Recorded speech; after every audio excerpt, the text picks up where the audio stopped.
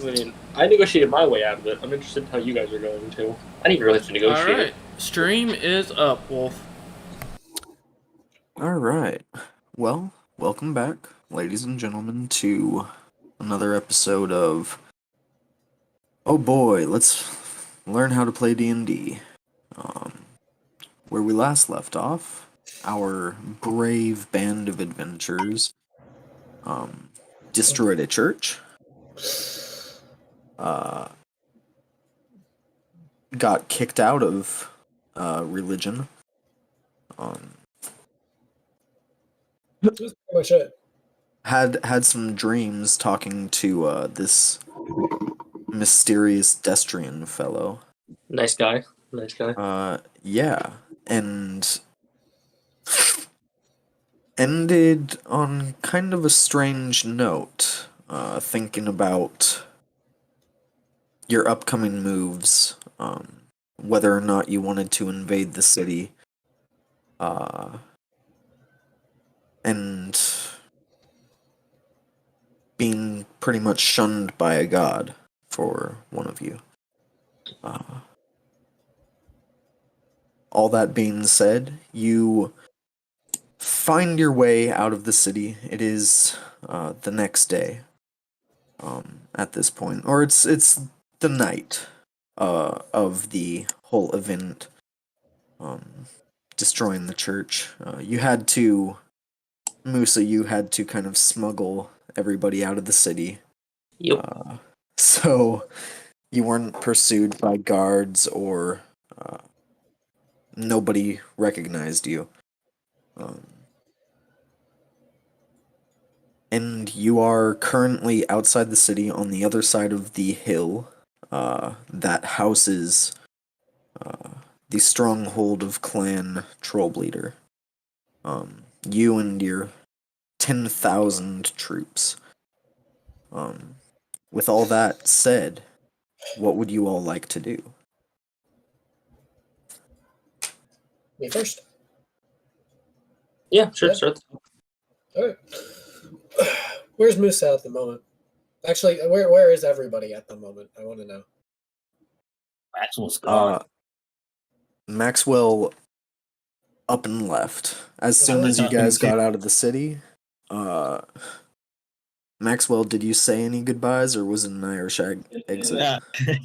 No, I talked to Besmos. Okay. Pretty much just told him, but Destrian pretty much said, you know what? Good point. That demon has some good points. I'm leaving. Probably said one goodbye to Destrian himself, and I just told him, yeah, I'm not even gonna do it. I'm not gonna fight you guys anymore, so don't bother me. I'm not gonna bothering you. Have fun. I will. Goodbye. Yep. All right. Maxwell makes his way west, like all great explorers do. Oh, yeah. All right. Well, I want to gather everybody that I can. All right. You have Musa and you have Grong. Okay, and Joe too. Joe Okay. too. And my compatriots, just so that they hear and they know what's going on. So. All right. You got your boys. My boys, the squad. All right. All right. I would prefer this to be as bloodless as possible. So we're going to attempt negotiation with the king. Hopefully it'll go well. However, just in case he doesn't comply, I would like preparations to be made while I'm gone. I would like Musa, in particular, to get some information, some espionage done, figure out some stuff in the city, contact your what do you call them again? I can't remember. My connections. Sure, why not? Your connections. Contact them. See if they can get in on the plan that I informed you about earlier. I suppose you do remember it, correct? Yep. Okay. Where's Grong is here, yeah? Yep. Grung. Grong looks very distracted right now. Grung. Hey, Huh. buddy. Hey, Grung. Yes. We're using you as bait in case something happens. No. And I turn and I start heading towards the clan hall. All right. Okay. Grom walks into his clan stronghold. Opens the secret door that you are all aware of now. You've all used it at this point. Okay. And it kind of closes up behind him as he walks down the stairs. Awesome. Joe, it's possible for you to teleport me there, correct? To the king or whatever. I mean.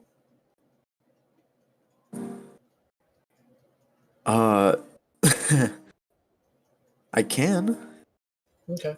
You may want to not so much make an appointment, but like Inform. let someone know you're coming. Yeah. I'm not just going to teleport you to the king's quarters. That could Okay. end extremely badly, Okay. if you can imagine. I can imagine. How long does it take for a pterodon or whatever to fly over there?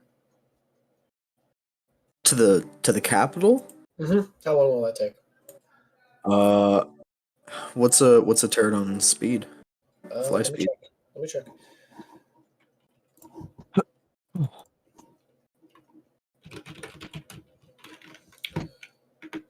Give me a second. I need to pull it up. 60 feet. Da, da, da, da. Every 6 seconds. That's pretty fast. God, I'm gonna miss my 45 foot walking speed. Just teleport. That'll be fine. Shit, I knew I forgot something. It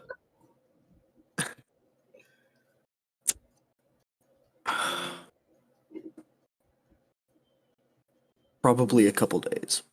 A few days. Okay. So I can send one in. Once it gets there, then we can, and once they have been informed, we can teleport over there. In the meantime, we'll be preparing. My friend. Sorry, I interrupted. My bad. No, it's fine. Go ahead.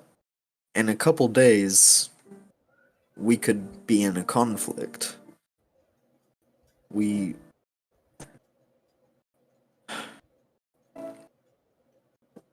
should send word ahead of us, right? But probably not by a slow flying dinosaur. Would you like to go first and inform them?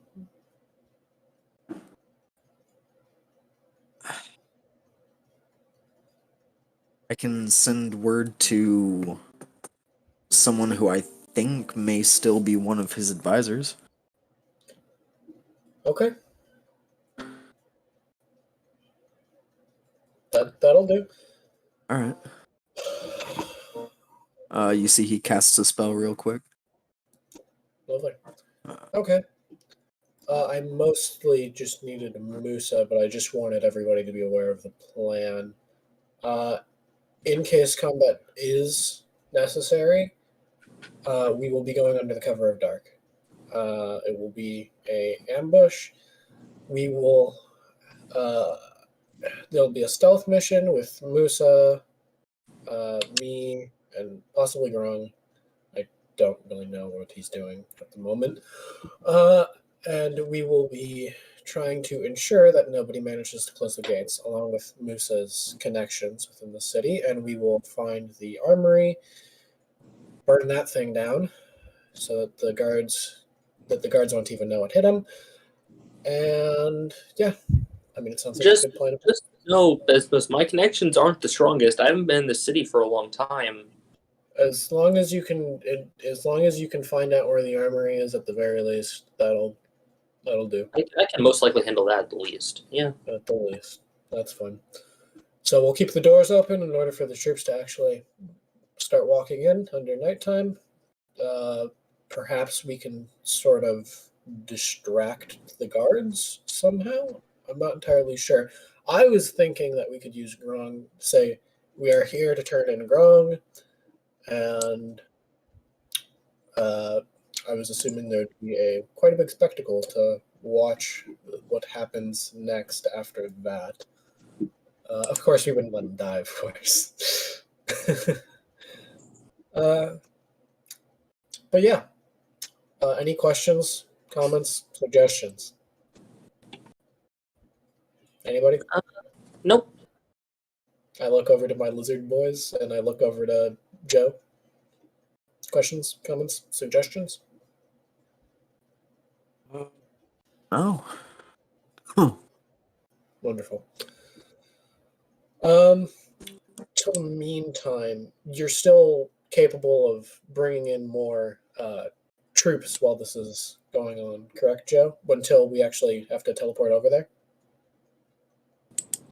I can do 10,000 a day, but we really shouldn't take more than 24 hours to make a decision of what we're going to do. We have troops less than 10 miles from a city. Things are going to happen extremely fast.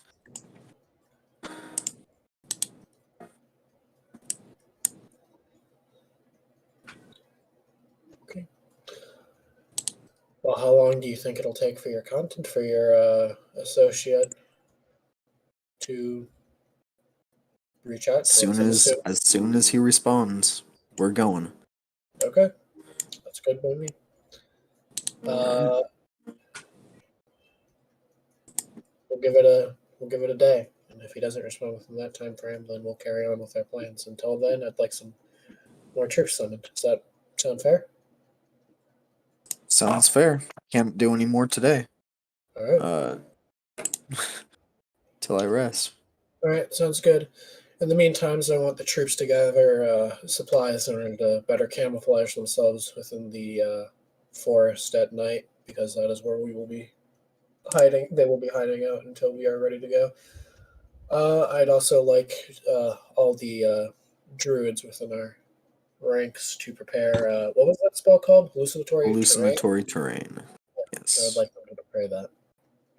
Yeah, that'll be super necessary. Oh. All right, you guys kind of spread the word out through the troops. Hold on, I'm messaging something. You see, bit by bit, portions of the army that are encamped here now. As it is getting into nightfall, portions of the army start disappearing under these illusions that make it look like just the same sort of general rolling hills that it was. Lovely. Okay. That's all I needed done, so I guess I'll give the floor to the rest of the players. Don't want to hug. Time to sneak back into the city. In I go to get everything set up. I gotta go find the armory. All right. One moment. Okay.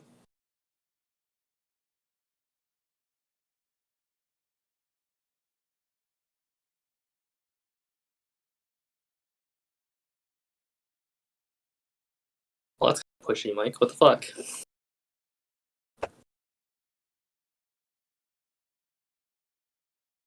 Said please after.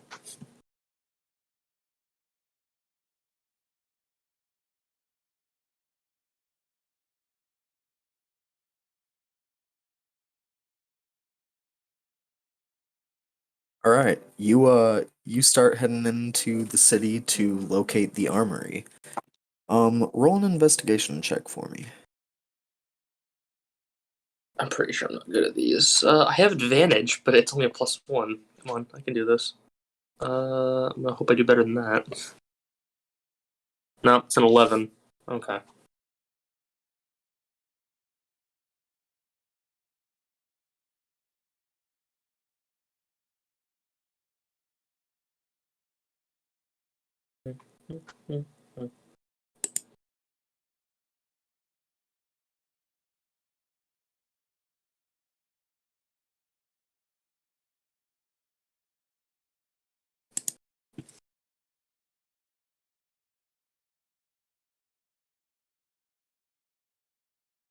Uh,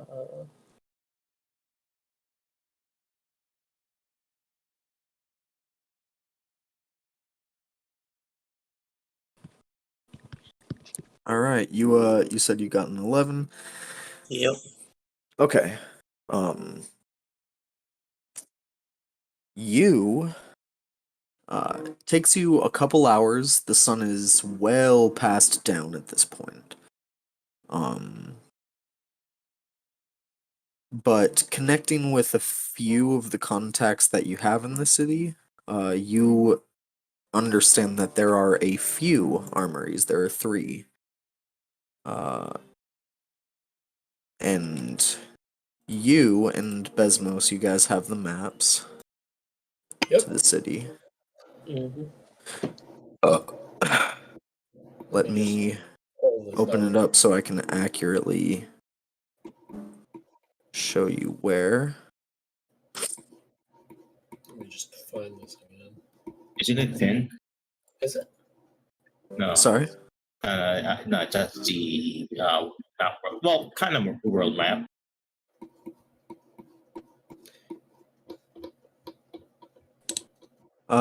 There is an armory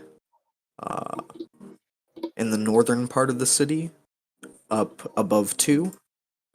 Mhm. There's an armory right below 6, and there's an armory kind of right snugged in between 9 and 10. All right. All right.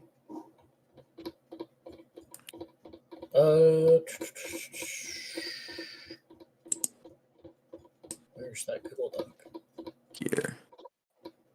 I will put it here, Oh, that works. and that, Yep. so everyone can see what I'm talking about. Yep. So you said 2 Above 2 in the northern part of the city, All right. Below 6. below 6, and right in between 9 and 10. Okay. I assume they have like a map or something. Yeah. They're looking at. No, like in the war. Yeah. Oh no! I Wait, imagine. no. Fucking Musa still hasn't come back. People, they still don't know that. Never mind. Completely forgot about that part. Yeah.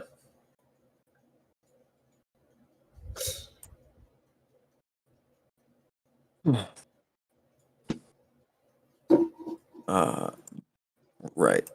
Musa, you find that out. Takes you a couple hours to do so, but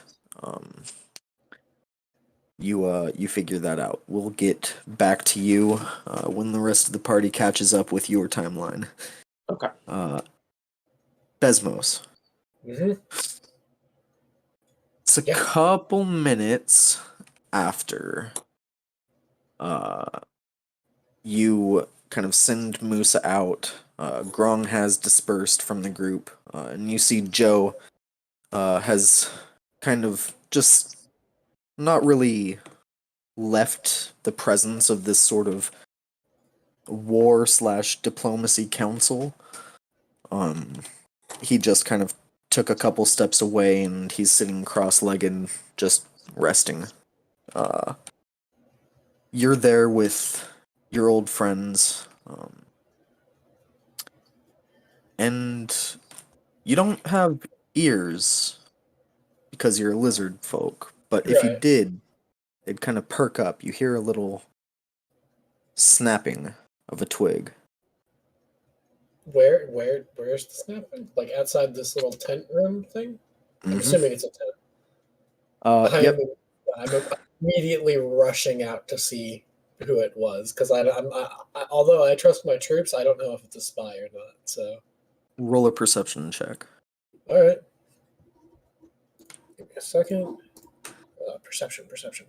I have advantage on this. Is it a sight check, or is it? No, it would not be. Oh, okay. I think do I? No, it would be 15. No, 'cause I have that's advantage. Yeah, no. Okay, yeah. 15. Yeah. You sprint out of the tent. You hear a couple more noises, but you can't pinpoint where they are. Hmm. They sound close, but looking around, you don't see anything. Okay. Who's on guard duty right now? How many are on guard duty right now? I'm assuming it. The only person really guarding out of your main tent, because of the hallucinatory terrain, and because you,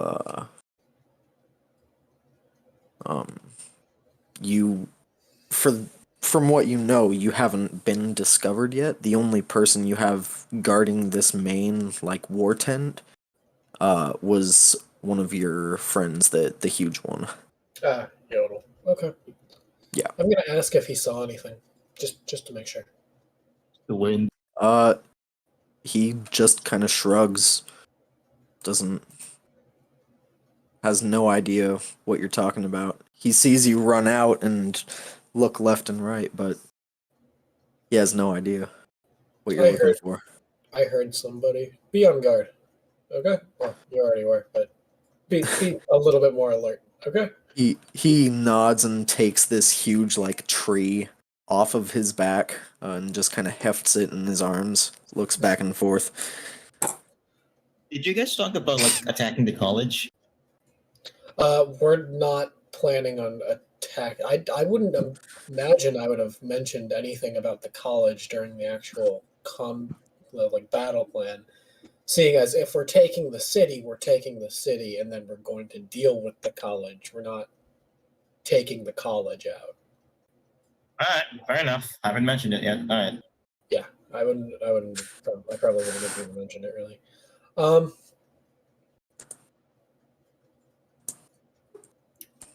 Yeah.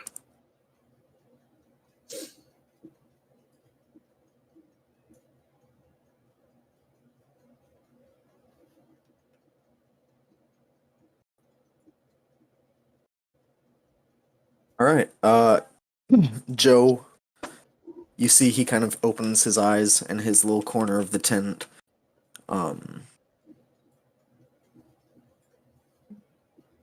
And he looks at you, Besmos, and he goes, "Oh, I got a message back. And And he said if it's super urgent, we can have a meeting right now."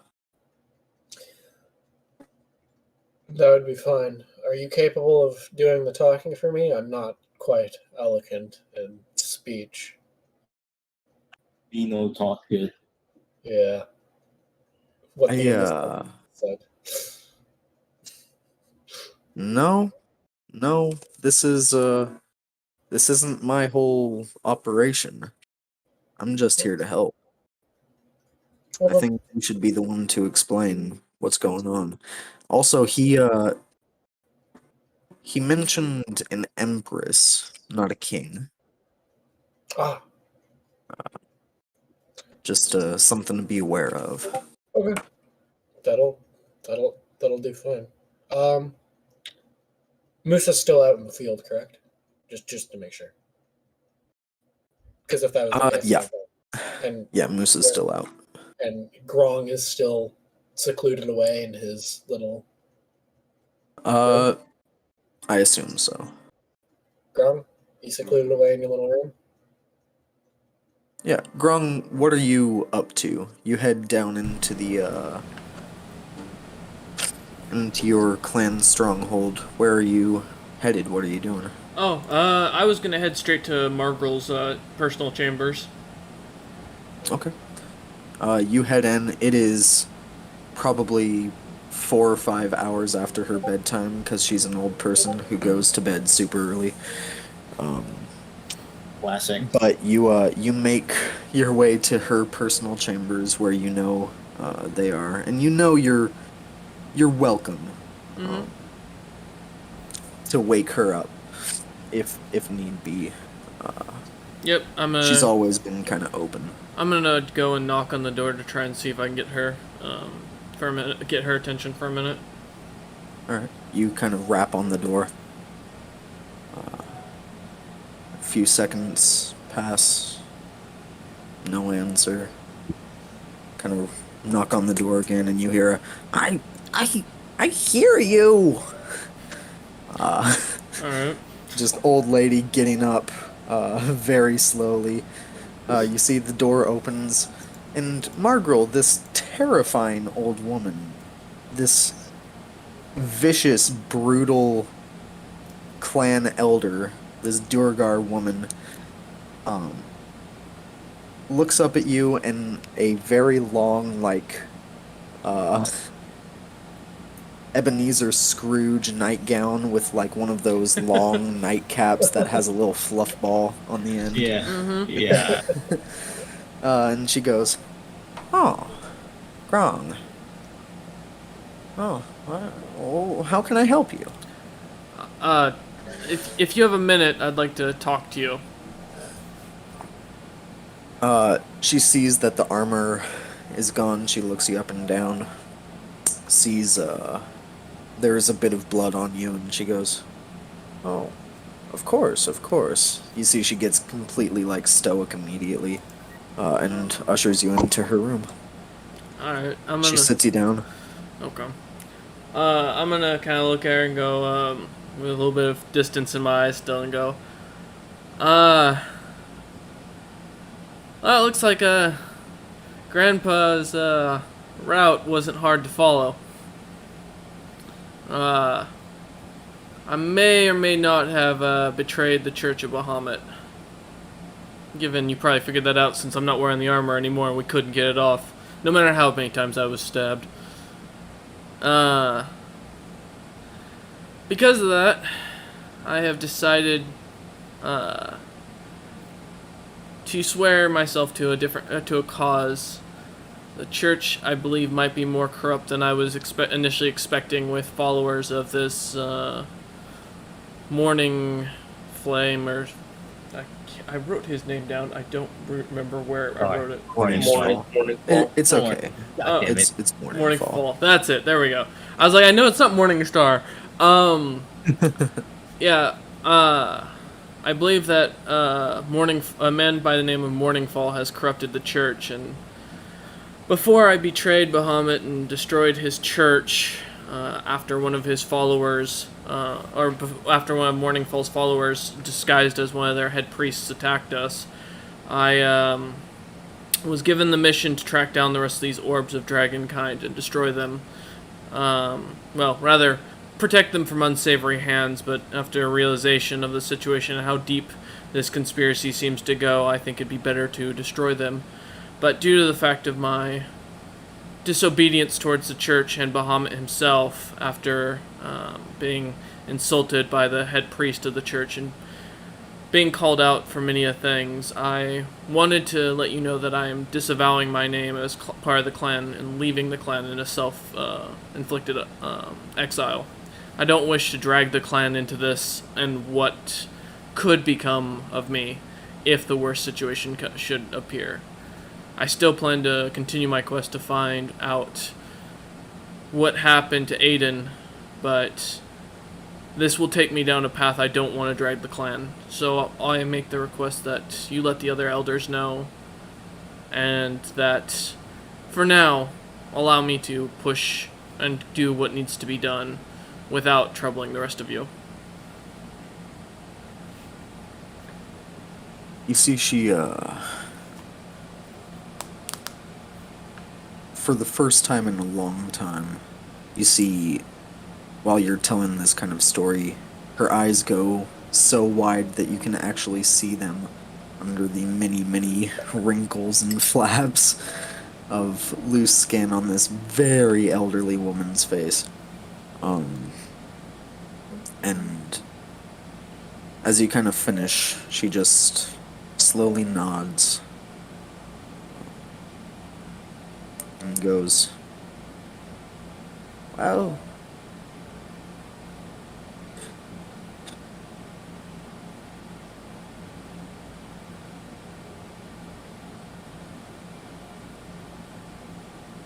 I understand why you did what you did.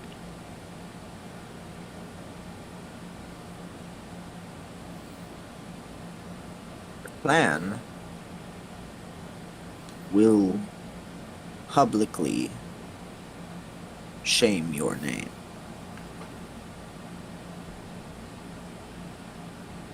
That's what they've done in the past. That's what many of the elders fear is the only way to keep the clan strong. When you are done with your journey, come back to us. We will clear everything.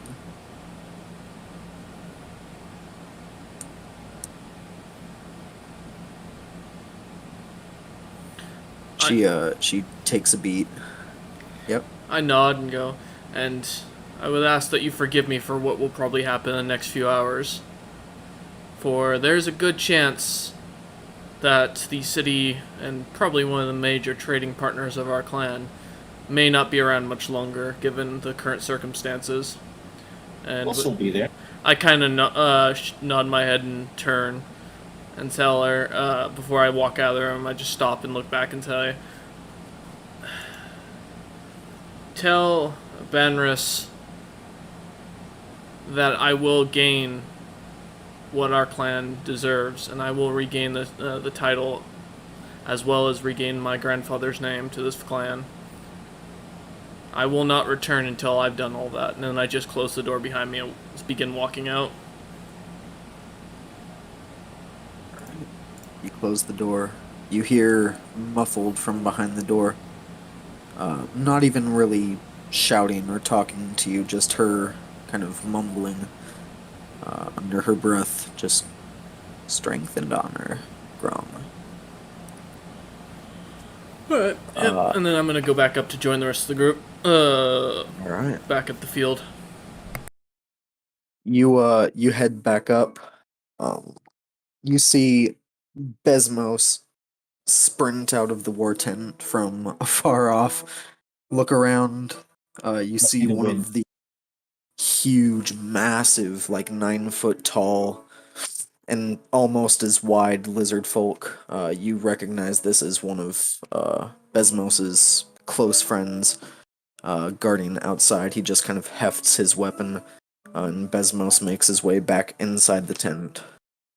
Alright. Takes you a couple minutes to get across the long, lengthy field around all the troops and their fires and all that, but you eventually make it back to the war tent as Besmos is discussing some things with Joe. I am still not wearing armor, by the way. No, you are not. Yeah, just cast shield and be fine. I've got a 10 AC right now. Oh man. Alright, I'm gonna rejoin the tent. I'd like to post a picture, not entirely sure where I should put it. In a little bottle. And Where in the server can I put it in? Maybe not necessarily this server. What are you posting? I was posting of what I had generally planned for battle strategy. It's nothing crazy. It's pretty honestly simple. It's the best I could do with what I had. So you're Are you basically talking about so I don't see it? Yeah, I'm talking Or- about so that I can show everybody out. Yeah, pretty much so that you don't see it. But also That's because I fair. can't actually post pictures here. Yeah, because Briarfield is like really fucking big, right? Yeah, but it's You also could because I screen can't. share it. Oh, I could screen share. Yeah, here. Yeah, Let me, I just won't join. Yeah, there. He's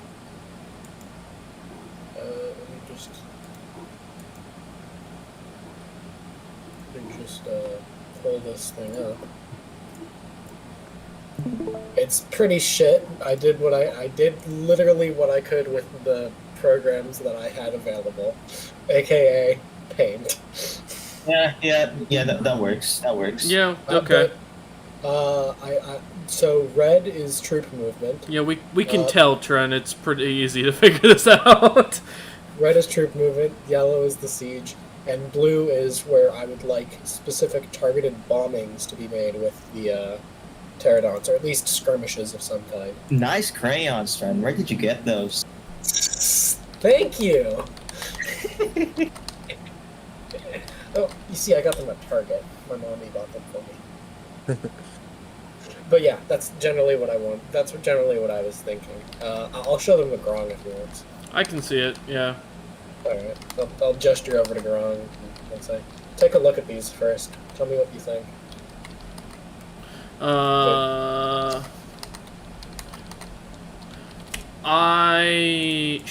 I just look at Besmos and nod and go, that's fine. What's the yellow supposed to be? Are those the armies? Yeah, the yellow is supposed to be sort of like the siege dinosaurs that we have. Yeah. Wait, do dinosaurs have like the siege modifier kind of thing, like the one that the Phoenix had? Well, we're going to be using the Brontosauruses so that they can just climb on their backs, basically. I am gonna look at Besmos and go, I'm letting you know now, I'm not re-entering this city. You're not joining us in No. battle? I will not be. This has nothing to do with my quest, nor does it have anything to do with what I am trying to achieve.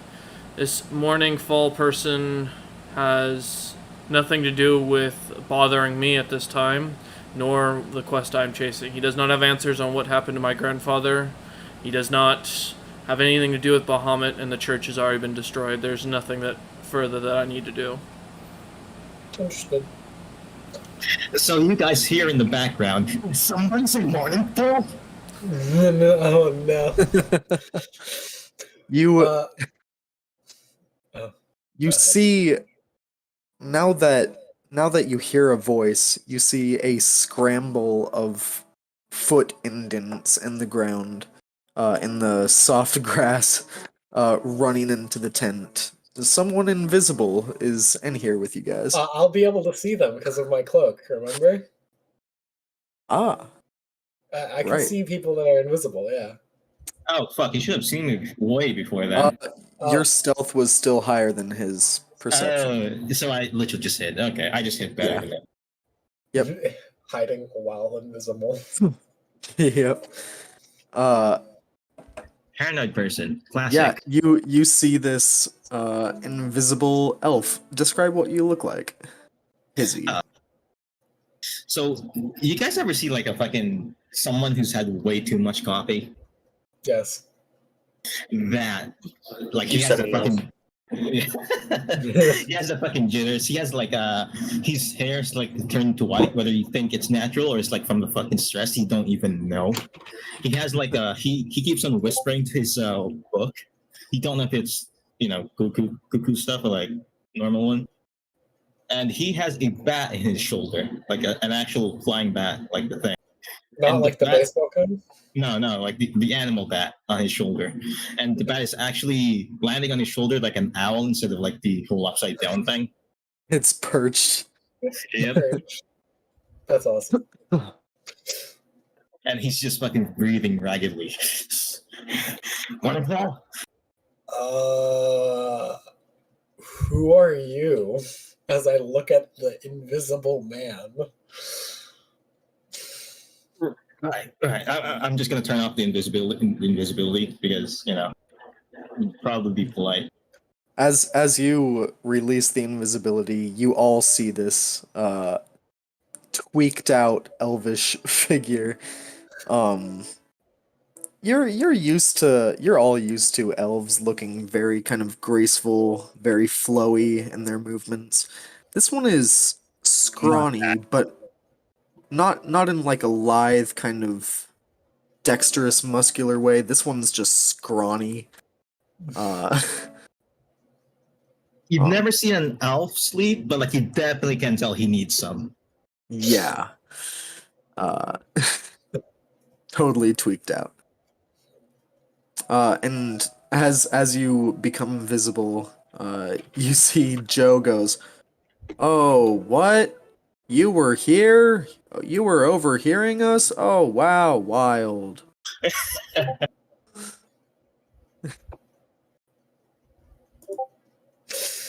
Hey guys, do you even know what the fuck's up with that goddamn college over there? Yes. One sec, something fell. Oh no, he's embracing his inner crackhead. 1 second. Drop my crack pipe. Oh, oh no. Oh no.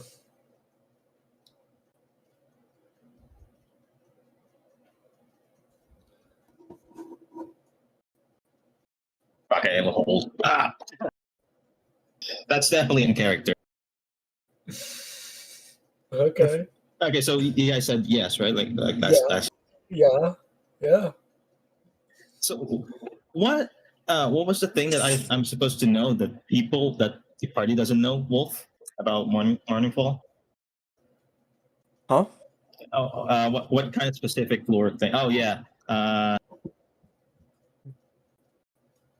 even the college being, fucked up. Fucked up how? It's not real. That's all we know. Exactly that. It's not real. None of it is real. But but you can touch it. You can feel it. Like the people there are like not normal. No, they're not normal. Yeah, yeah. I kind of look over to Yodel like this man is crazy. Can you please cover close the tent doors like the flaps, please, and stand in front of Uh, it? you see as you look over to your friend who's outside, he's just now looking into the tent, and he goes, "Besmos, intruder," and he points to the elf that's just been in your tent for like a few seconds now. Thank you, Yodel buddy. Please close the tent door flap things. Just make Okay, thank you, buddy. okay. He turns around and closes the tent flaps. I You hear swear. some hammering outside, and it sounds like he's nailing them down, staking them down. Okay. Lovely. Alrighty. Where are we again? You are on your crack-induced rampage about the college. Yeah. The college. So did you guys know that they came from the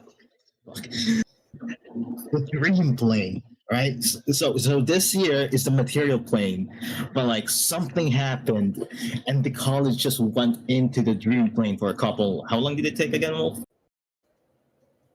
The college, from what you know, is still in the plane of dreams. The real college is still. Okay. Okay. So let me just revise that then. So what happened was like the college is the real college is still in the plane of dreams, but and now the actual college that is it's in the material plane right now is just not real. It's from the plane of dreams, and this Morningfall guy wants to live again for some reason. I have been trying to infiltrate the place like for so long, and I have found what have I found? Like anything interesting or not? Uh, you have found that none of the people that are walking around the college, students, professors, all of them, none of them are real living beings. Um, when you try to detect thoughts. When you look into their minds, you hear complete static, with very, very, with very light, muffled screaming in the Oh background. god. Every time I go to the college, I hear screams, I tell you. Oh, okay. Is there any evidence that you can use to back these claims up? I believe you, but do you have any evidence? The rain. The fucking rain that happened, like, how long was it again? How long ago was it? A few months at this point. The fucking black rain that happened a couple months ago. Nobody remembers that shit. Nobody there remembers that shit. Plenty of people in the city remember that, though. Pretty sure no one. I remember that. People in the city know about it when asked thoroughly enough. Just many of them seem to be at least disturbed to a point where they don't want to talk about it. Okay. That is fair. All right.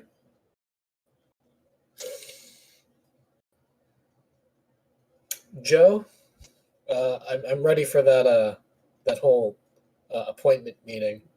We're taking this guy with us, as I point to Hizzy. Oh, Your name, by the way? Then I can tell the Empress about what I found. What'd you say? Then I can tell the Empress about what I found. Yeah. okay. Are we waiting for Musa? Probably should wait for Moose. It'll only be like what, a few hours? It'll only be a few hours, I think. He spent a couple hours on it, but you don't know that he will take a couple hours. You just sent him in. I'm assuming it'll only take a few hours, so yeah, I'll wait. I'll wait like maybe like 4. All right. Cool. I mean, you wait long enough. Eventually, Musa, you return to the tent. Yeah. You see So your party assembled. Maxwell's gone, but a new figure stands in this tent. Yodel does have to rip a couple stakes out of the ground to kind of open the door up again and let you in. So And, while before Musa came in, I'd like to cast Augury as a ritual. Okay. I am going to talk to the Empress within 30 minutes, I assume. So I'd like to know how that would go. Okay. Let me just make sure. It's like Ween and something. Wheel and woe or nothing. Oh, Wheel and Woe, yeah. Augury.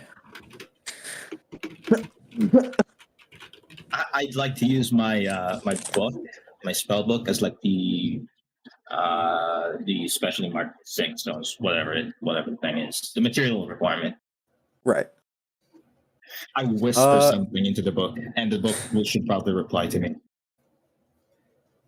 You hear the book actually verbally reply in your head. Don't worry, man. Wheel. Totally wheel. A little bit of woe, probably. I don't know. Something like that. Wheel and woe, I guess. Fucking useless. What the fuck? Hey, back at you, bro. What the fuck was that? I'm sorry I called you useless. It's the jitters getting to me. Why are you talking to No, yourself? I got you. Why are you talking to yourself? The book talks to me. Okay, buddy. Okay. Musa, we're going to have an audience with the Empress. I would like for you to come with us as well. Grong, if you would like to tag along, you're more than welcome to. I'll stay here. Okay. All right. Let's go, Joe. Me, Izzy, Musa. All right. With that, you all circle up, hold hands, and teleport. More like sit in someone's hand, but Pretty much, yeah. Yeah. in the hand of a Besmos.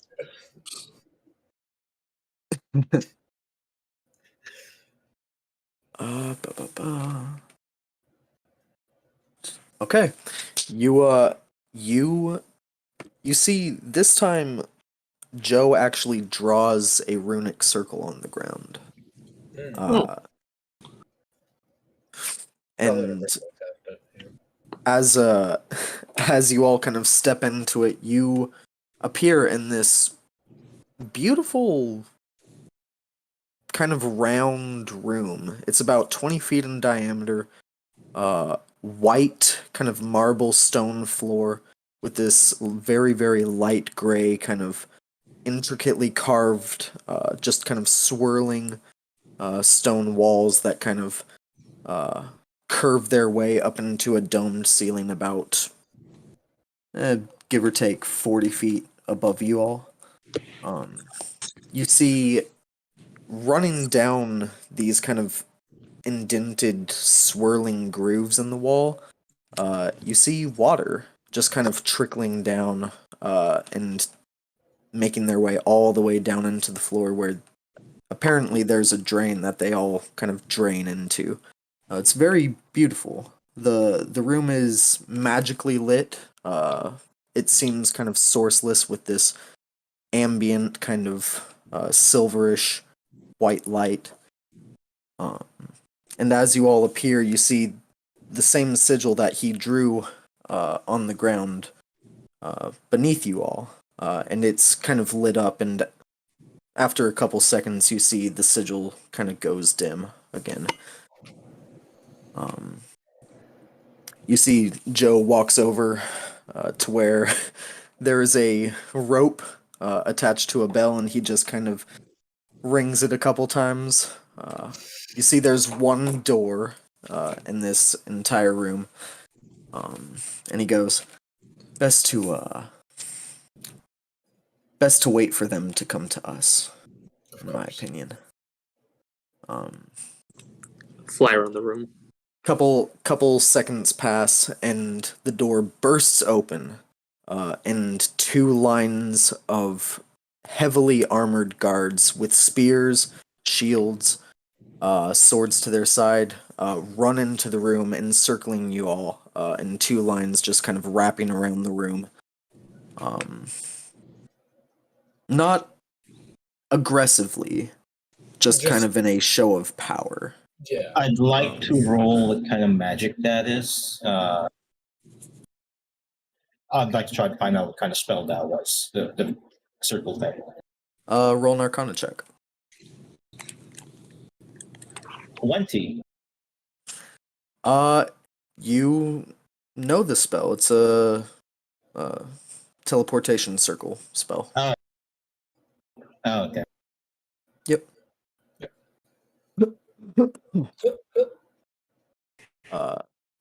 You wait, and after all these guards kind of flood into the room, encircling you all, not pointing weapons at you, just kind of holding them at the ready to their sides.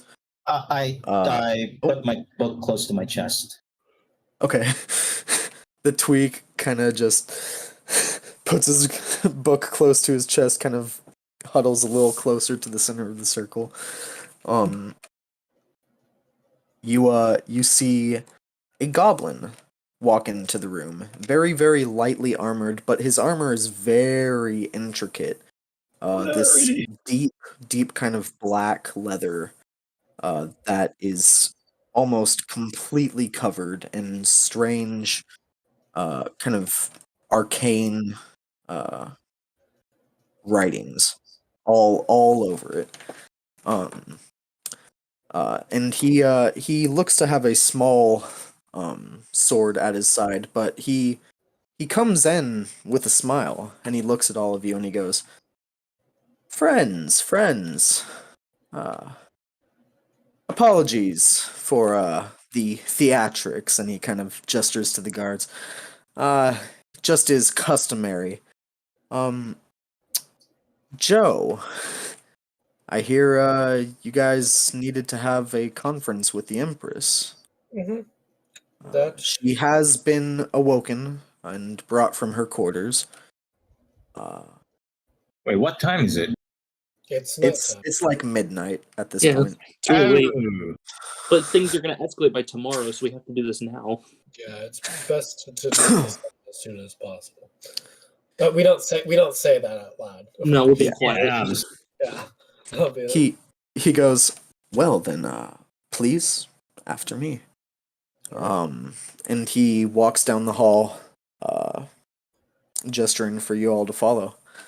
I'll We follow. This hall is curved at the roof, about 30 feet high. You see statues to your left and right. Beautifully carved statues out of different materials, marble, granite, beautiful, beautiful carvings. Very, very detailed. Of Carving? warriors, of artists, of people of all races and genders in robes, armor, and this hall goes on for about 100 feet before you see these large, beautifully kind of stained dark oak double doors that open up as the goblin gets close to them. They just open as he approaches. And you are all led into this large kind of circular amphitheater. This kind of semicircle amphitheater. And you see kind of in like those old amphitheater theater stands. Most are empty, but you see a few people who you would assume are the advisors or lawmakers, helpers of the Empress, kind of a little groggy, and you see this, what you assume is the Empress herself, in a kind of raised throne in the center of these kind of stands. This very, very beautiful water genasi woman with this kind of long, flowing, bluish green, kind of teal hair going all the way down her back. Light blue skin with these absolutely shining crystal blue eyes, wearing this beautiful kind of white dress that seems to be embroidered with silver and gold. If you want to kneel on Besmo's shoulder. Well, if I kneel on the floor, someone's going to step on me. As you kind of kneel on Besmo's shoulder, you see Joe goes, "Yeah, good idea," and he kneels as well. Yeah, Besmos as well follows. Moose has class, okay? Hazy might be crazy, but he still remembers his manners. We have a good party here. Besmos doesn't understand the customs, but he'll assume that this is a normal thing. Yeah, I'm not whispering. Just do what I'm doing. Just do what I'm doing, but on the floor. Yeah, okay. No, I do it on Joe's shoulder also. No, I'm kidding. Don't look You straight see at him, just as you can. the woman just kind of gently kind of bows her head at you as well, just kind of an acknowledgement and gestures for you all to stand. She stands up out of her throne, and you see she's very tall. She's probably 7.5 feet tall. I'm intimidated. She's got this beautiful long white staff at her side.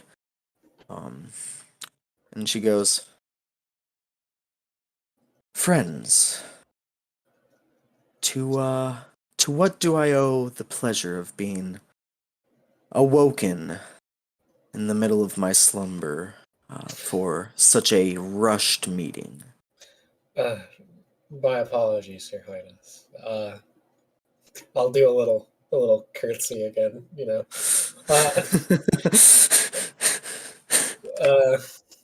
You see just the tiniest hint of a smile curl up on her face. All right, she liked that. Yeah, just explain.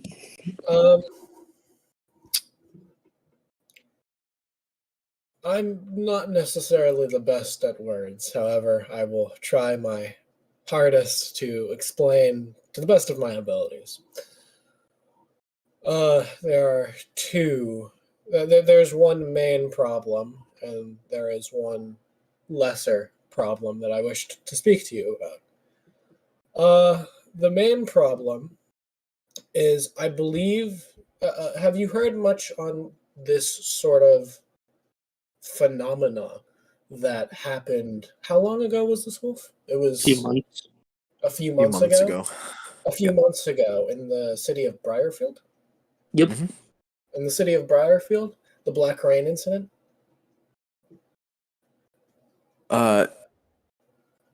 She kind of leans on her staff, leans a little bit forward. Uh, her eyes, pupilless, just piercing through you. She goes, "What do you know of this black rain? It spread far, far enough to reach our capital, far enough to reach most of our empire." Well, we have. I'm gonna cough. I'm gonna cough like. Yep. The Kraken expert.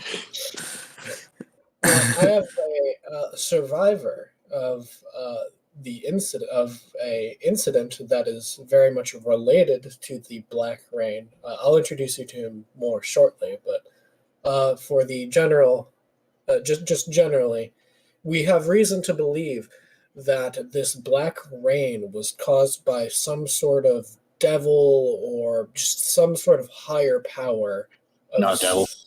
Sort. No, not devil. Some sort of Not higher devil. power Okay. of sorts. His name is Destrian. Morningfall. Destrian Morningfall. Morningfall. Yeah, I said Morningfall. Yeah. Destrian Morningfall. And we have reason to believe that he, in fact, was behind this. He has actually spoken to us, threatening us if we ever got into his way of whatever his plans are with the college. During the Black Rain incident, the college managed to just vanish and disappear. And then moments later, or at least a short time later, it reappeared again, almost entirely intact, and it seemed fine. It's not safe. However, we It's have not safe. reason. I look over at him. We have reason to believe that it is not the same college, and nor the people that are currently at least teaching the same people. Nothing's the same. Entirely different. I will gesture over to my friend. This is a man that survived the incident, apparently, and managed to contact us and somehow escape this. If you wish to speak to him more on this. And I'll sort of back off, like gesturing to him, allowing him to take stage. She shifts her gaze over to you, Hizzy. It's very nerve-wracking. I'm fucking nuts. That doesn't bother me. He's like scratching his neck and his face. Like he's got. No, he still has manners, but like, no tact. But has manners. I'm basically just gonna lord dump everything that I knew into the Empress. Tell her how it What do you escaped. say? I'm gonna tell her like what happened after we got moved in. Do I know that it's actually in the plane of dreams? You do know that after your research in the past months. Yeah, so basically, I'm gonna tell her that after I got into Plane of Dreams, everyone just went down, even the elves, somehow not me. And then Destrian just did some kind of weird shit to their foreheads and turned them into fucking puppet, I guess. So then I basically hid around for a couple fucking I don't know how long. I found a scroll, used it to escape, and I found the college that's not really the actual college. I pretty much just left every single person I love into that. Oh god. And then the weight of it hits him.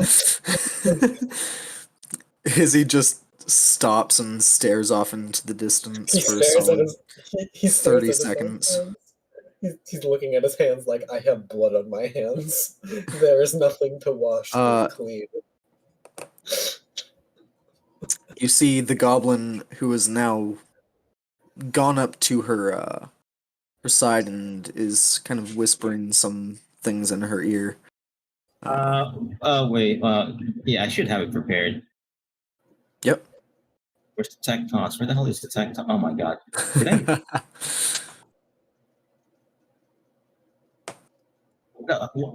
What the fuck?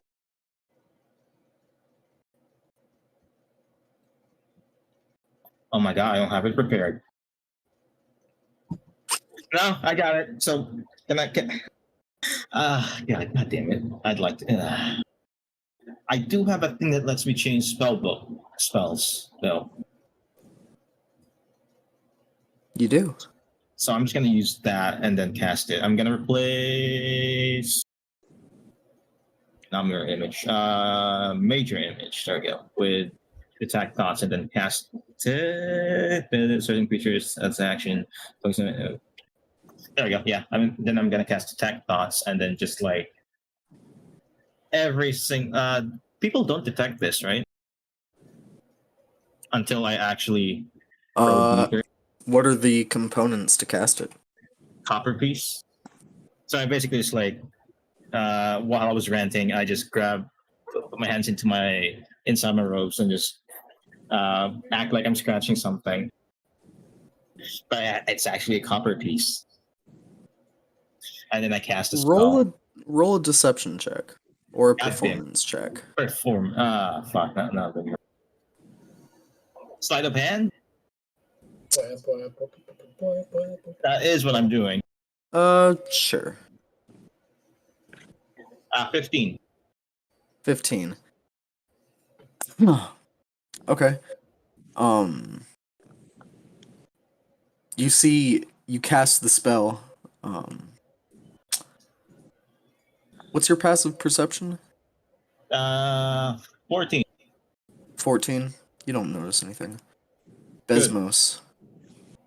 Yeah. You see the goblin who's kind of just finished whispering up into the ear of the queen.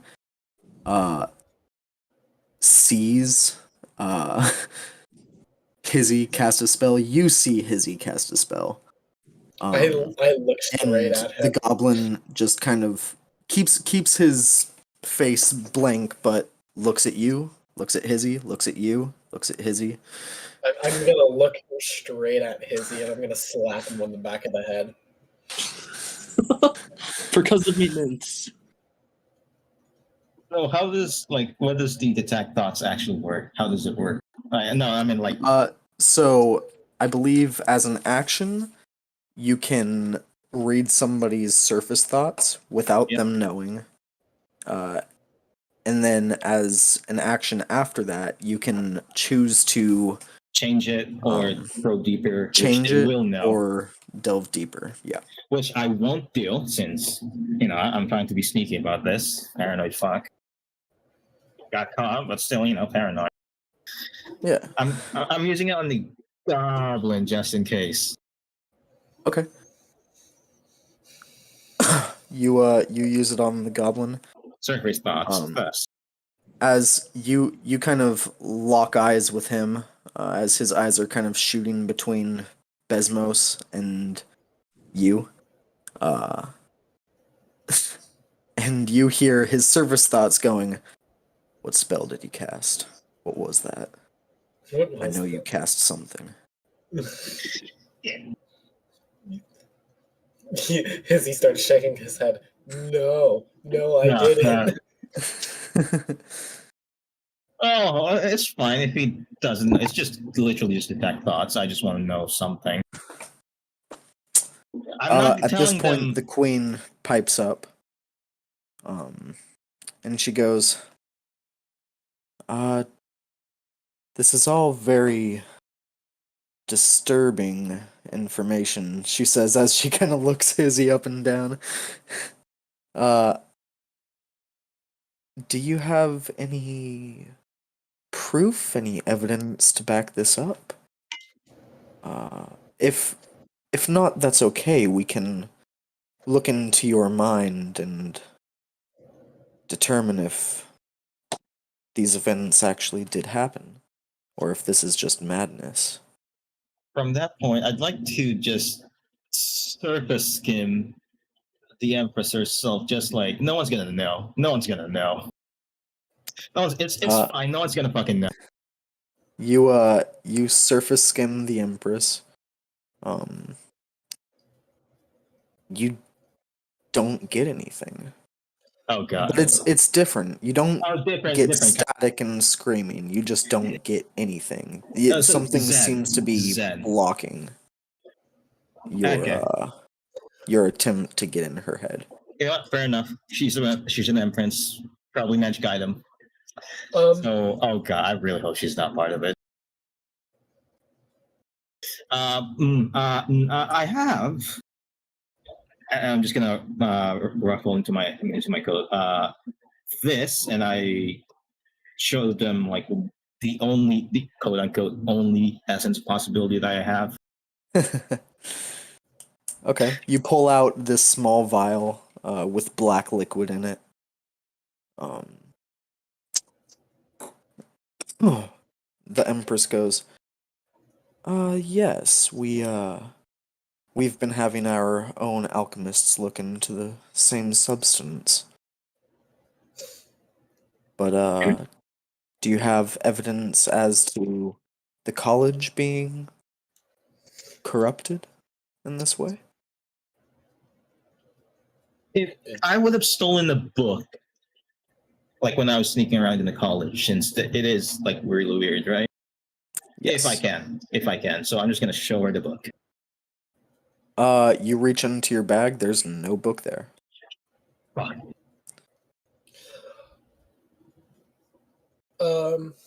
Besides the testimony of myself, and most of the citizens also do recall this event of the college disappearing. However, it seems they do not really wish to speak of it all too much, as I'm assuming it was very rough on them, probably quite traumatic, if I'm being honest. I would be more than willing to allow you to delve into my memories in order to sort of better understand what's happening. And I'm sure my friend here, as I sort of elbow Hizzy a little bit, would be more than willing to do so as well, as I look over at him.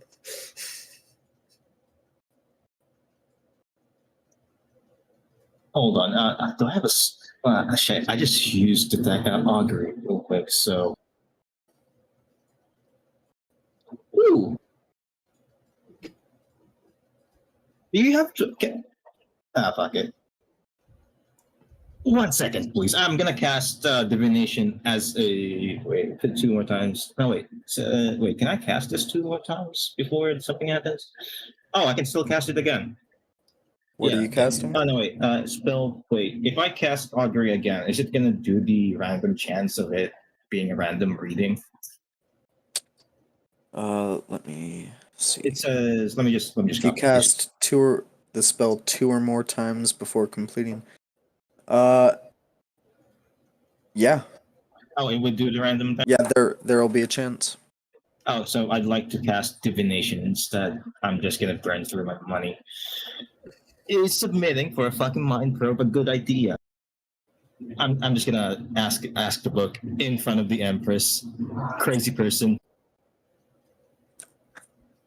You cast the spell, you immediately see all the guards slam their shields into the ground and point their spears in your direction, immediately forming a semicircle in front of you, in front of the Empress. You see the goblin draw his crossbow as you just you finish your arcane gestures, drawing a rune in midair in front of all of them, and you ask, "What was the question?" What would happen if I wait? What was it? How should I word this? One sec. Let me find. You can ask a single questions concerning a specific goal, event, or activity to occur within 7 days. Okay. Uh, should I submit to the mind probe? Am I going to be safe when I do the mind probe? There we go. That's a better question. Am I going to be safe if I do that?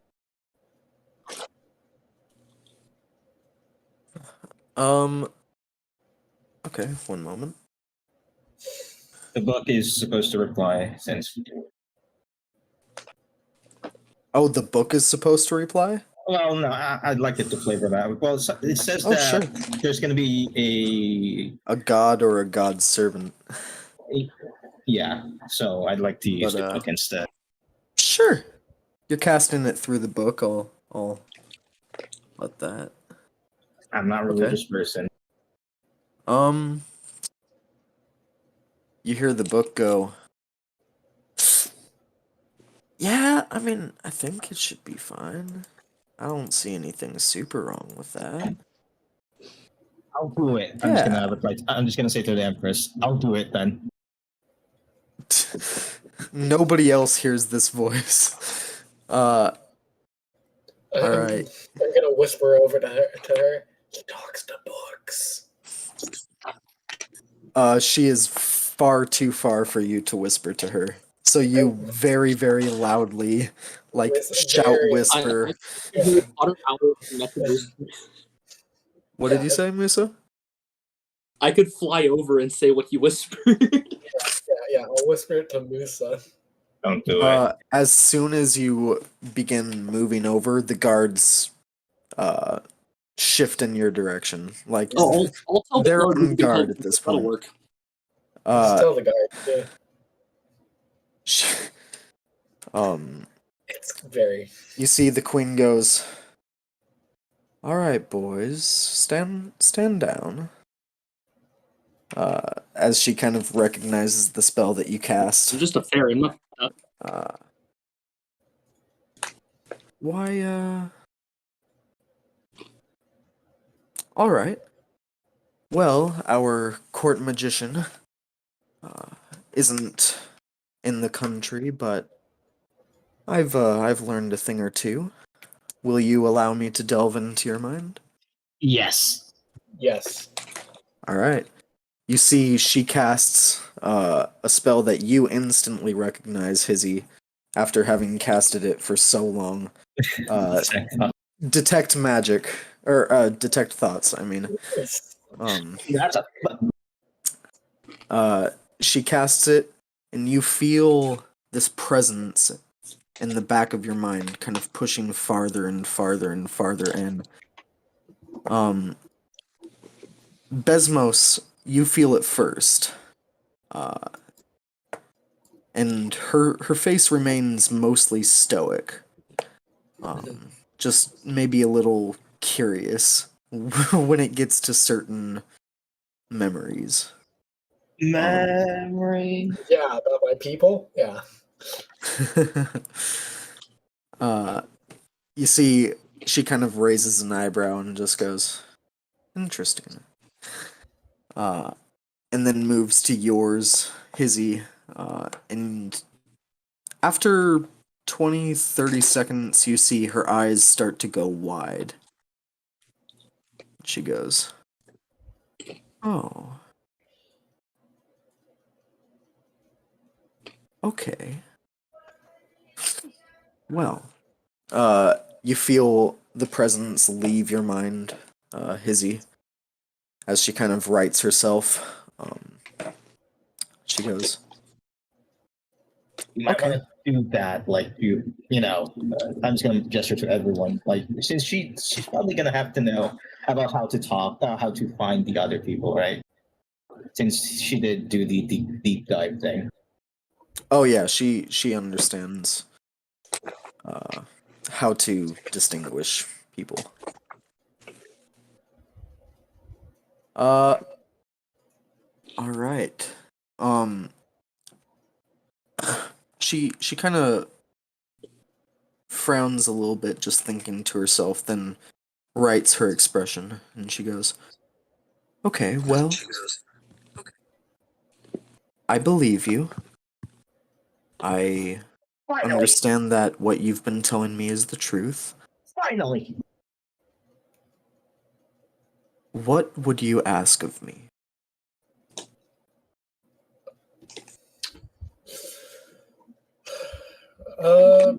Me and my Because when I destroy the college, well, the fake college. me and my friends would like to conduct further investigation into this college, and if need be, if deemed so dangerous enough to harm this city, or possibly even more, we would like to possibly, with your permission and maybe help even, get rid of this college. Well, we have sent in recent days an investigator. Am I mistaken? She kind of leans down to the goblin and he goes, "No, no, you're not mistaken. We did send an investigator to the college to better understand the incident that happened there. He hasn't returned yet. We just thought that was natural. We can get in contact with him if you would like." Maybe, or The queen goes, "Yes, please, please do, right away." maybe he turned into one of them. Yeah, I'm going to respond. It is a possibility. You do need to be quite careful in a situation like this, as you don't really know entirely who you can trust. Your Highness, as I sort of curtsy over yet again. You curtsy again, and she just kind of chuckles to herself. She goes, "Yes, not always sure who we can trust, but, understood. Well, we will grant you what access we can um, to the college. Uh, What if the do you town's have in on it too? any other Uh, questions, requests?" She kind of looks to Besmos. I do, in fact, have another request. This is more for me, Your Highness. "Oh, do you?" Your people, your people. Say your people. Good God, don't say yourself. And uh, you see, I am, as you saw earlier, I suppose, while delving through my mind. I am from a island of lizard folk, which is currently incredibly overpopulated, and we are struggling. We are having a difficult time surviving and trying to make it off this island. As it does make sense that we would want to, not have our people starve. Um, and we were curious, as if we could set up a colony near Briarfield, with your expressed permission. Of course, we would pay tax as best we can. Our society doesn't really use money per se, but we can perhaps send some of our goods over if need be, and we can also provide troops in times of war. All I ask of you is that we have a place for our people to live, hunt, uh, and we can work, and we can do that. Our people are also skilled druids, and we can possibly help reinvigorate the land after the black rain. I'm assuming it damaged much of your crops, so I'm sure not only your people are suffering quite heavily because of it, so we can also assist with that if need be. If you could, if you would allow She this. Yeah. she kind of nods and she goes, "Well, yes, We do have 2 years of food for much of the Empire stored. But after that, we are out of luck. We have sent our own shamans and druids from around the Empire to reinvigorate the land. Some have achieved limited success, some have achieved none. I am well aware of your island, your people's problems with overpopulation.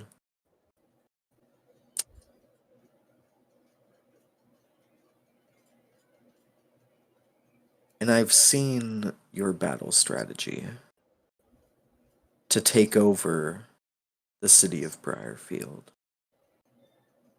Of course. I want to know what is stopping you and your people from carrying that out. Simple. We don't wish to harm anyone. We don't want to have needless slaughter, not only of my people, but of yours. We see no need in it. We would very much be willing to cooperate and live with you harmoniously. We see no reason to do anything else otherwise, but our people's need. We need this. I just look at her with the most intense look like a lizard could fucking give. We need this, man. We need this.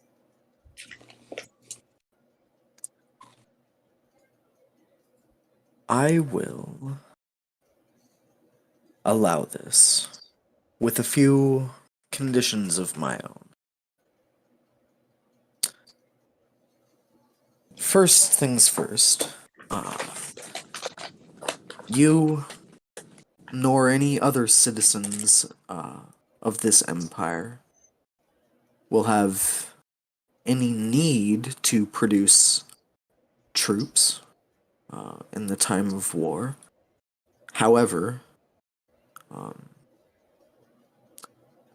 there will be some shifts to your lifestyle that your people may find strange or upsetting.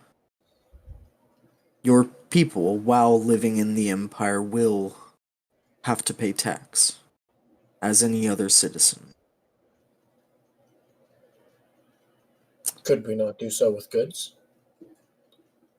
I mean, the money will still be used for said goods. Why couldn't we just give you those goods instead of the actual tax? You could sell the goods to the Empire, and in return, the Empire would give you gold, which you can then pay tax on. Isn't that way too much effort? Too many She steps. looks at the tweaked out elf and goes, "That is civilization, my friend."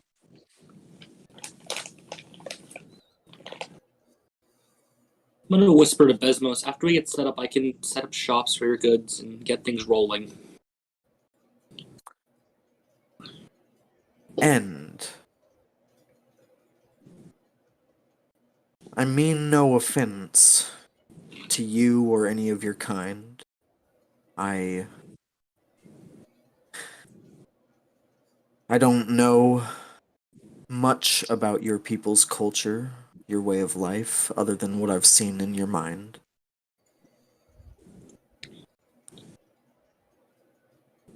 I am not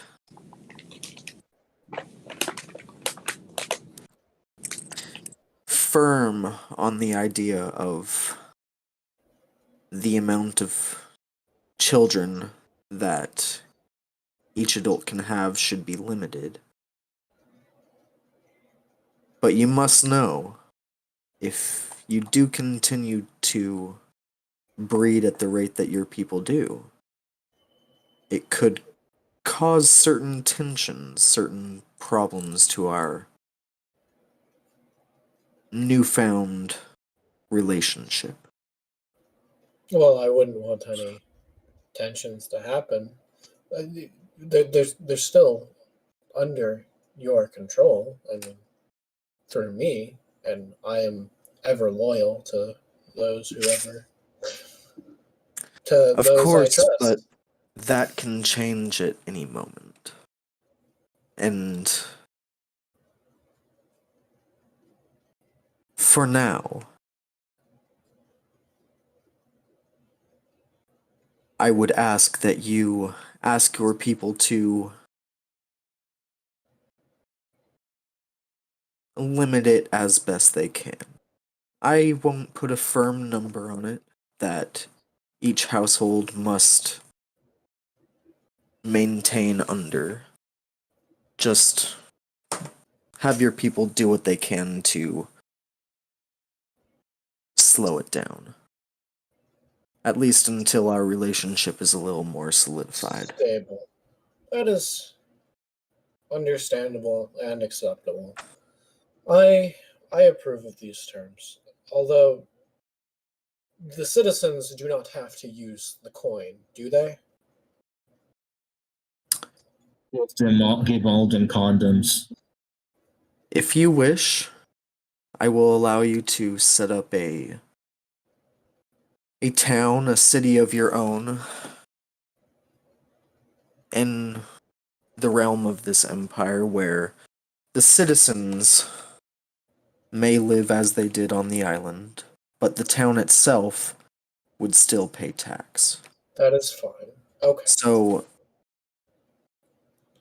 based on the number of civilians you have inside the town, you will pay tax for that number of people. You may all continue your way of life,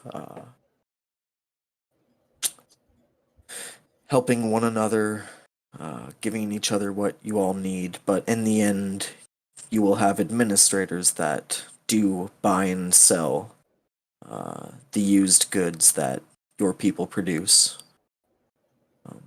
And through that, you will pay taxes for each citizen in the city.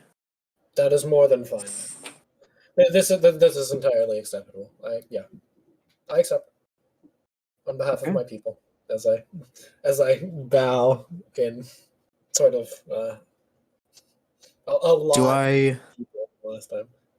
Do I understand correctly? You intend to bring over 100,000 civilians into the Empire? That would be correct. Is that everyone? That's not the entire island. That's not even close. That's not even close to the entire island. If I remember, that's like a quarter of the island. It's like a fifth of the island. I mean, oh Jesus, that's not a lot. Anyways, carry on. Yeah, you, you agree to that. She thinks for a second.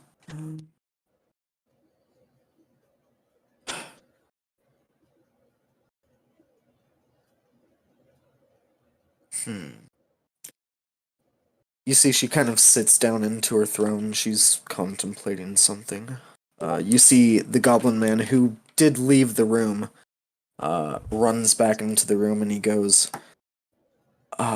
he whispers into the ear of the queen.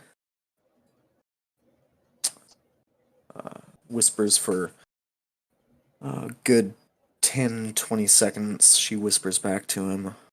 You see they're having some sort of kind of heated whisper discussion.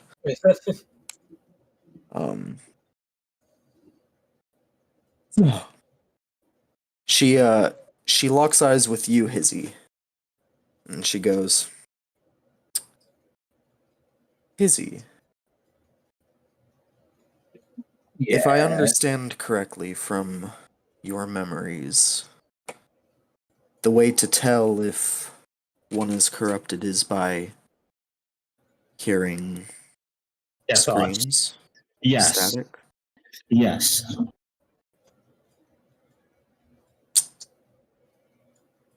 one of our mages sent a message to our investigator and got that back in return. Oh, he's gone to the dream plane, probably.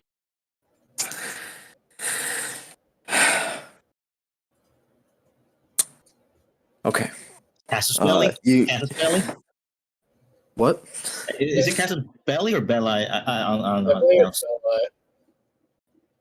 Casus Belli? Like, he did kind of harm a fucking subject of your empire. She kind of puts her head into her hand, just thinking for a second, I thought she was and she stands out of her throne, and you see she casts something, and points in a direction, and you see she immediately starts sending out messages to different corners of the room. You see different people who have been silently watching in these stands, different advisors, lawmakers. You see one by one, they kind of perk up as they receive messages, orders from the Empress, stand up and rush out of the room. There's one thing I haven't tried yet as an experiment. So they're illusions, right? Right. I haven't cast Dispel Magic on them. Just saying. Okay. Like, We'll maybe it works. we'll keep Maybe it that in doesn't. mind. Thank you for letting us know.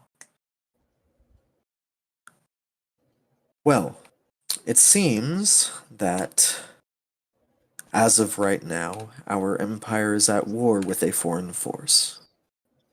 From a different plane of existence. Indeed. Not something you do You every all day. have been most helpful, most useful, and I myself am greatly in your debt. You have What? done a great service by bringing this to my attention. Besmos, Yes. I understand that you brought troops to colonize, but also to solve this Destrian issue. Mm-hmm. Are you still willing to use those troops? Against Destrid? Very much so. Okay. Big answer. I Well, like it. as of right now, we will begin mustering the Empire's formal military. In less than 2 days, we should have an army of about 10,000 at the gates of Briarfield. Whatever these creatures are, illusions or otherwise, as they do seem to manifest themselves as physical things, we will have answers. All right. She sends a couple other messages. She's kind of splitting her focus between you all and kind of sending out orders. And she goes, "Do you need transportation back to where you came from?" I look over to Joe and I say, "You're able to take us back, right?" He just kind of nods. Joe looks kind of uncomfortable. He just nods. I say, that'll be unnecessary. We have our friend here who can teleport us back. She just now kind of taking in Joe's appearance. She looks at him and interesting robes you wear. Are you Thank a magic practitioner? Izzy says thank you. As he says thank you. Joe, just kind of ignoring Hizzy, goes,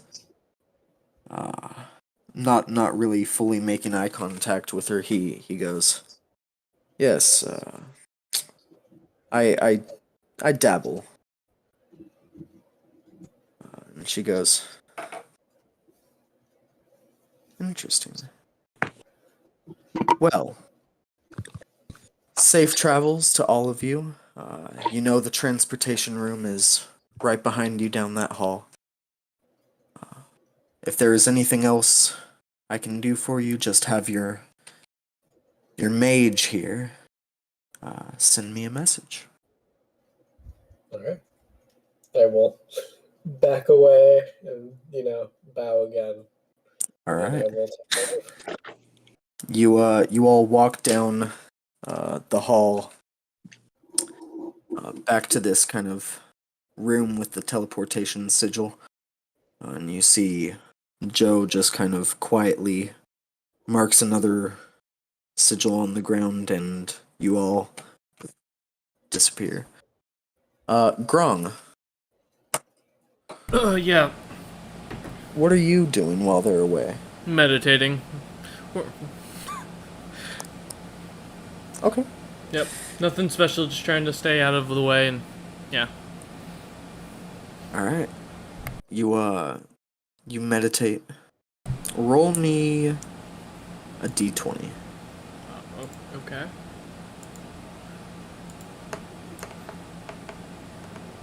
It's a 15. Okay.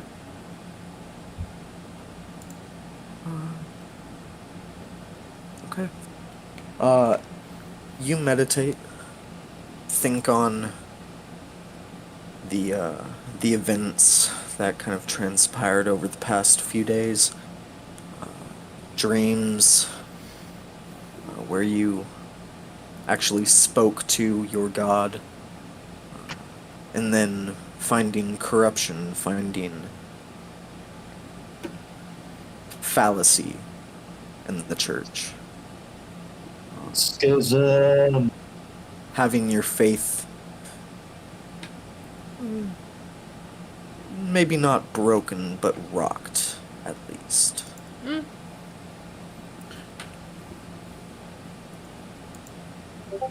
And as you meditate, you feel yourself beginning to slip. Not necessarily into unconsciousness, just into your more unconscious mind. And you find yourself sitting in the dark, in a completely pitch black space. And as you open your eyes, you look around and you are inside the back room of the Church of Bahamut. You hear arguing, shouting, and you are looking over and you see you're in the corner next to the entrance door. And you see yourself about 20 feet away, clad in shining bright platinum armor, arguing with the high priest of the Church of Bahamut, at least this church, in Briarfield. And you hear yourself, you hear the conversation going as you recognize that it did. But the sound is a little muffled. And it's a little blurry to see, but you recognize everything that's happening exactly as it did happen. And you see the high priest walks up to you, not you, but to the armor-wearing you and this memory. And you see yourself pull your arcane cannon on the priest, aiming it at his head as everything stops. All motion, all speaking, everything just stops, like time froze. Mm-hmm. And you hear, not muffled, but crystal clear. So, that happened, didn't it? Do I recognize his voice? No, you do not. Staring at the scene, I'm just gonna look at it and say, yeah, my greatest moment, truly, with sarcasm in my voice. You, staring at this scene, look over as almost this kind of bright light kind of leads your eyes in that direction in this uncontrollable way. You just feel like you have to look. And you see, while everything else was sort of blurry, you see in full focus a Durgar man sitting just kind of lounging with one leg over one of the arms of these kind of tall throne-like chairs that that this Council of Judgment and the Church of Bahamut sit in. And he's just kind of sitting there lounging with an apple in his hand. You see he's unarmored, just wearing these kind of loose black robes, and he takes a bite of the apple and he goes, I understand. I swear if you say the apple doesn't fall far from the tree, I will shoot you next. The Well, pear doesn't fall. he kind of shifts the apple to his other hand, and puts his now free hand up to his temple, just kind of resting it there, and he goes, okay, I won't. But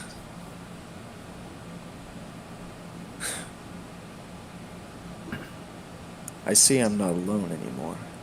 And he just kind of looks away from you, looks at the scene, looks at armor-clad you pointing a gun up at the high priest. And he goes, no, there was a time, too, when I also found fallacy in my church. Yeah, I imagine. Yeah. I fully understand seeing the corruption of man and how it can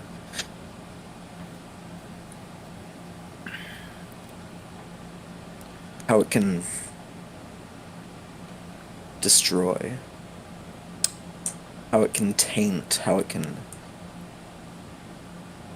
sour the experience of faith. You know, I used to be extremely religious. I still am, in a way. I traveled with a group of my friends as well, although mine were admittedly far more religious than the ones that you travel with. Well, so I thought. Well, they're definitely not servants of Bahamut. No. But apparently neither are you. Well, Apparently. you know, Neither am I. if you watch that whole scene back, as I give kind of a slight cock of the chin smile, you'll see that my faith was tested, but I passed, unlike some. Now, how about you tell me what happened to you, rather than leaving me in the dark, since I know you're probably here to convert me. I may not be the most charismatic, but I'm not exactly dumb. He kind of chuckles, the smile never really leaving his face. He goes, sure. He waves his hand and the scene shifts.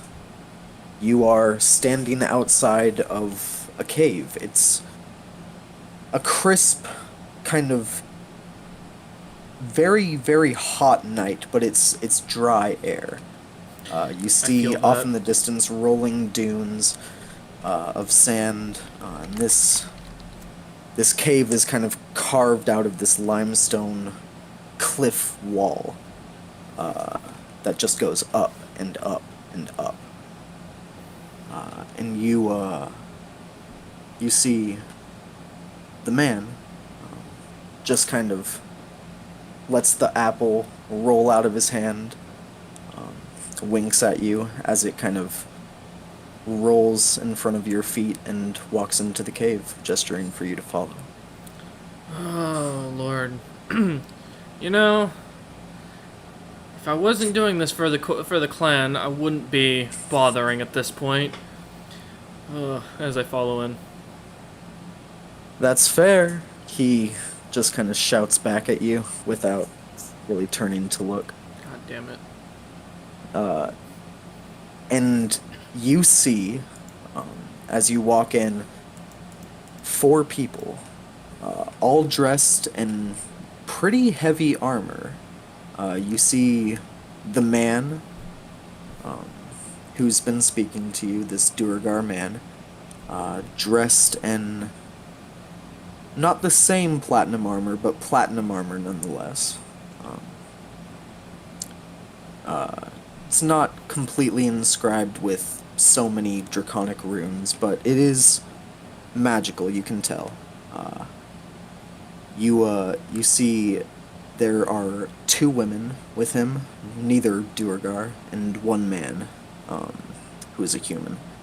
And they all seem to bear different holy symbols around their necks.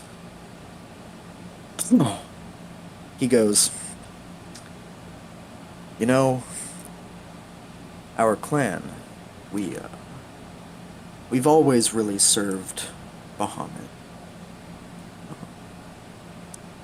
At the time, I was a little more closely in tune with Moradin.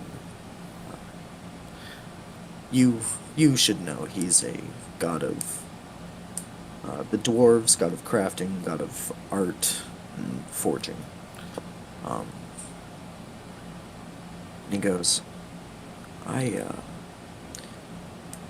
at this time I was kind of split between the 2 gods. I had friends from both churches, and you see the holy symbols on the necks of the different people. Some resemble that of Bahamut, some resemble that of Moradin. And he goes, we came here to root out a devil incursion that had sprung up. We came here to stamp them out. An incursion of Abishai, which I see that you've fought at this point. The dragon people, the dragon devils. Mm-hmm. And a couple pit fiends, respectively. And that caused you to turn. Which really tells me a lot why Banrus turned out the way he did. Well, he continues walking as you see these 4 hunched over figures. They're kind of taking cover behind these rocks that are close to the entrance of where this cave opens up into a larger cavern. He walks, just strolls right into the large cavern as you see all 4 of these clerics, paladins, grasp their holy symbols. Light starts to glow around them, and they all charge in, yelling. You see as a battle begins, and immediately begins to turn in the favor of the devils. You see, with your passive perception being so high, you see the other clerics. You see the Duergar cleric, the man you've been talking to, he is fighting for his life. The others seem to be pulling punches, healing every now and then, lightly attacking the devils, but not really doing their best in this fight. You see the Durgar man get beaten to his knees by the two pit fiends, bleeding out of multiple mortal wounds, bleeding out of his mouth. He looks over, and the rest of the clerics and paladins just smile, laugh, stand by. You see the Abishai devil walks over to the group of them, hands them a large sack that looks to be filled with coins. And they go, "All right, well, as far as the church knows, we've taken care of the devil problem. I lost one on the way, but you know it happens." And the Durgar man on his knees, breathing ragged, bleeding profusely, looks at all of them, and you see his armor turns black.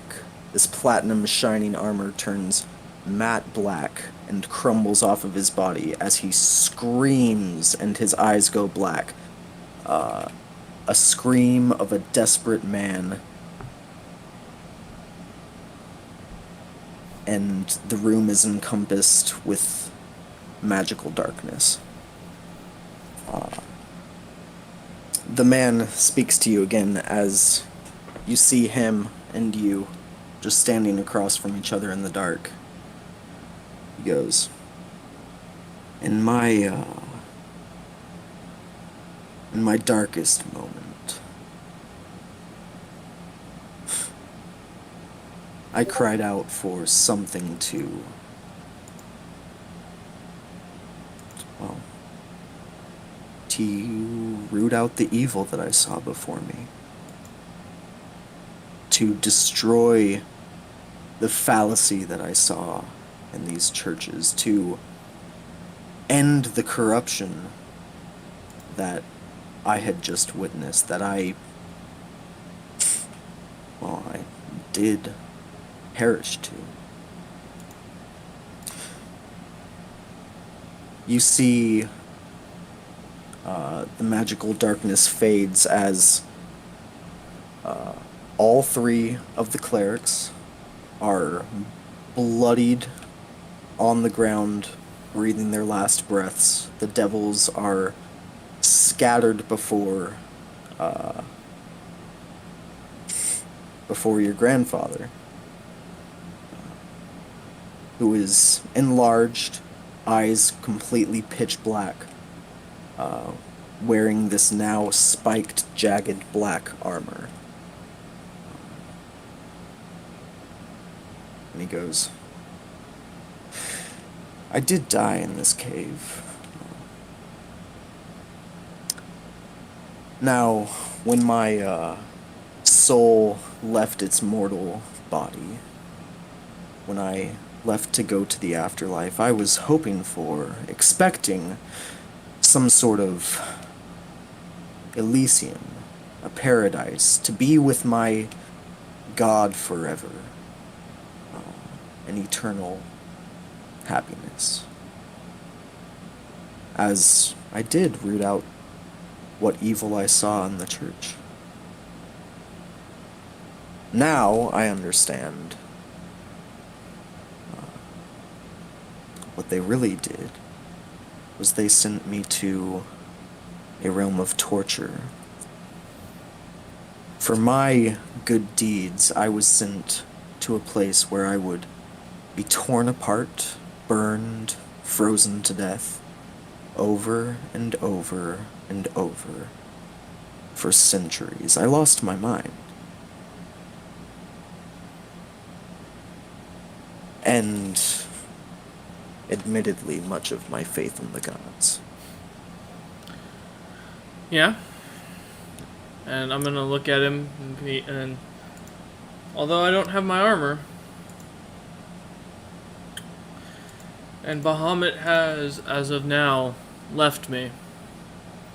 Can I control the realm around me at this point, out of curiosity? The illusion? Or whatever this is, this darkness? Roll a wisdom check. I'm good at those. No, I'm not. That's a 4. 4. You try to will the scene to change, but you can't get a strong hold over the space. I lost my armor, and I lost my holy symbol as I clutch at my chest. But unlike you, I haven't given up. That church needed to be taken down and destroyed because there was more corruption there than needed. But I still plan to seek out the orbs of dragonkind and do what needs to be done. I still plan to serve in Bahamut's name, whether he wishes me to or not. I voluntarily exiled myself from my clan. I chose this path, and I will choose, unlike you, not to reach for a darker power out of desperation, but rather to choose to continue forward with those who I have deemed my compatriots and those who I call friends, although crazy in some ways and some have interesting lives. I still choose to stand by them, and I will continue to stand by them and my beliefs in Bahamut. There will be no parting of my faith, and even if Bahamut chooses not to ever accept me back into his service, I will still do as he desires, for I am not nearly the man that you were. But I will do you this favor now. Renounce whatever god you may serve now to give you this power, and I will let the rest of the clan know what truly happened to you. I will let Margrel know. I will let Binrus know, so that you at least may rest easy knowing that your clan accepts and celebrates your death, knowing full well that you did what you had to do. For whatever dark god you serve now is just nothing but a stain on our clan's name, and a stain upon yours.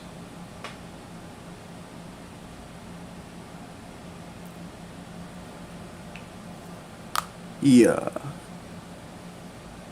He listens. Kind of stares into the distance for a few seconds. And goes,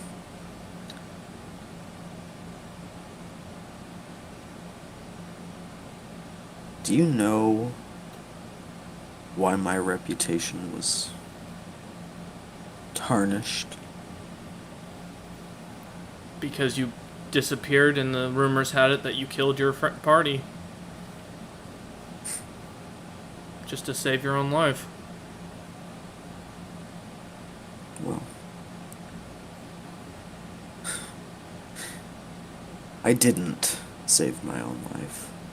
I died here in the cave. I died of my wounds. My body was right next to theirs when it was found.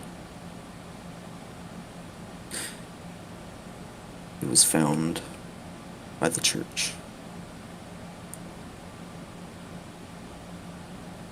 Wrong.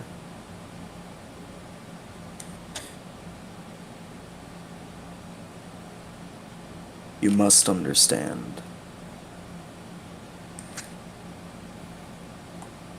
There is no happy ending. There is no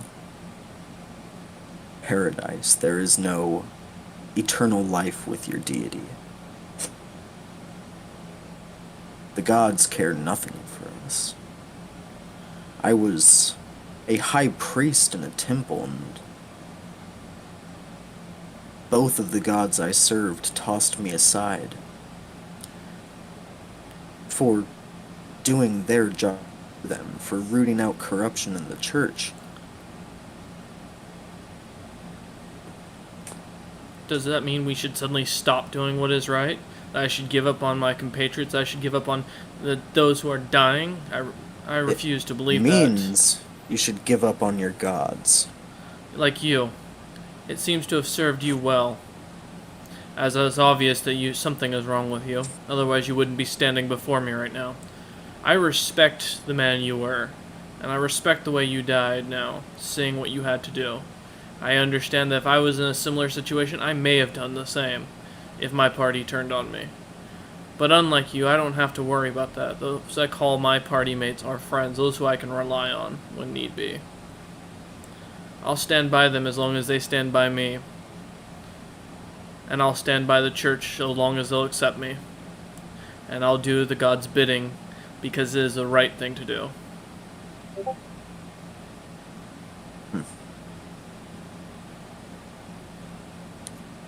Well,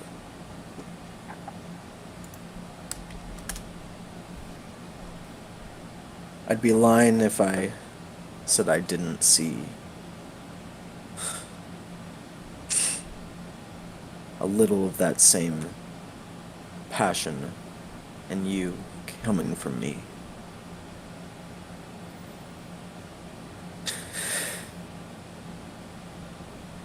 Just think about it. Take care, Grum. Okay. And the scene shifts, and you are back sitting in the grass, legs crossed underneath you, meditating. A couple minutes later, your allies, with a popping sound, all appear back in the tent before you.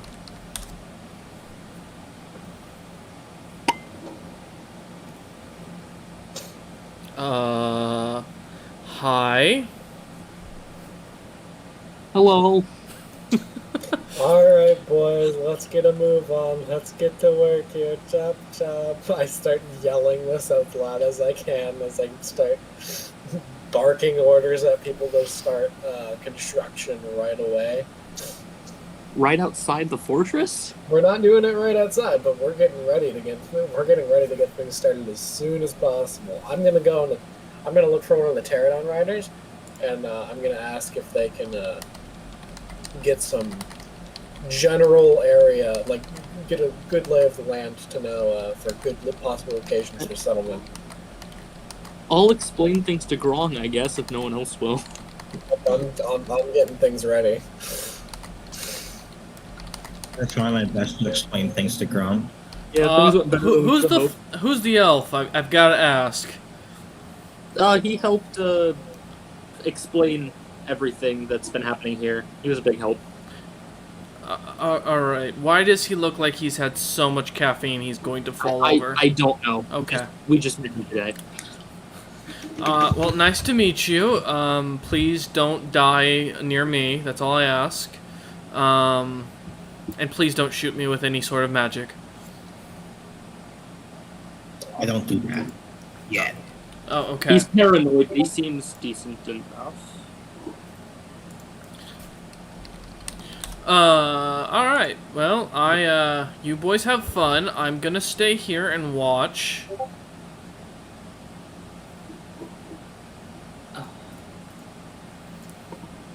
You, Grung, Yeah? What's up?